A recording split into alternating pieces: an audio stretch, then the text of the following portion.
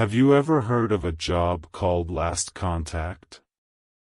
The words hung in the air like a whispered secret, and yet, I had to admit, I had never heard of it.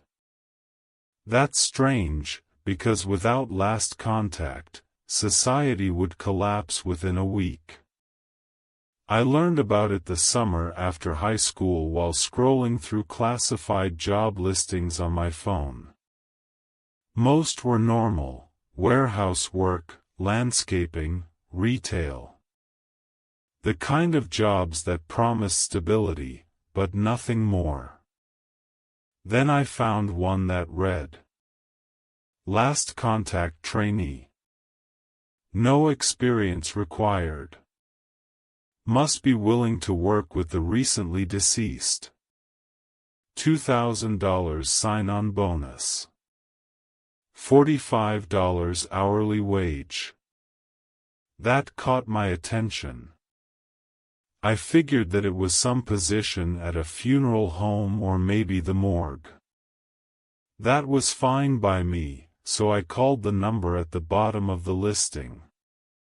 A dull voice answered the phone by the third ring. Hello? Hello. I'm calling about the Last Contact job listing. I saw it in the paper. Oh, yes. What is your name? It's Will. Very well, Will, we will give you a call back in a few days. Thank you. With that, the line went dead. I rolled my eyes and went about my day, thinking I just fell for some prank. The pay should have tipped me off. It was way too good to be true. The next couple of days, I continued my job search. No position offered what the Last Contact one did. Must have called 10 fast food places with no luck. 3 days later, I was shocked to receive a call from a familiar number. Hello? I answered. Hello, Will. Congratulations on becoming the newest member of the Last Contact family. We're excited to have you join us. I was dumbfounded. Thanks. I managed to say. If it's convenient for you, we'd like to begin this coming Monday. Yes, that should work for me. Great. We're assigning you to the night shift. You'll need to be at our call center by 9 p.m. Monday night.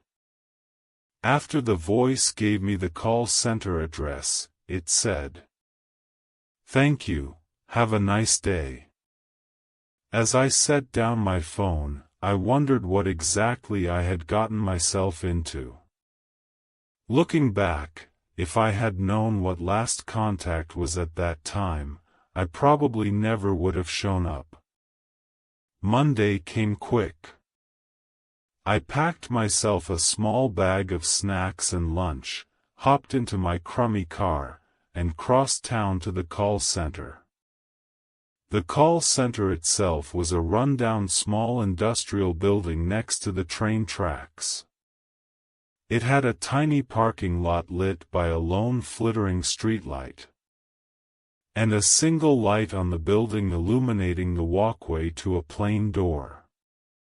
Pulling into the parking lot, I took a moment to double-check the address. This was the place. I stepped out of my car and slowly walked to the door. Pulling the handle, I found it to be locked. I stood there for a moment, unsure what to do. A little voice in my head told me to turn back to my car and get out of here, but instead I gave the door a firm knock. After a short pause, the door swung open. The man who opened the door was short and a little pudgy. He had thinning dark brown hair, long sideburns, and thin glasses that sat low on his nose. He looked tired but not sleepy. "Are you Will?" he asked, his voice barely above a whisper. "Yes, I'm Will," I replied, my voice shaking slightly. "Welcome to Last Contact, Will. I'm your supervisor, Mr. Jenkins." As I stepped inside, I couldn't shake the feeling that I was walking into something that I couldn't escape.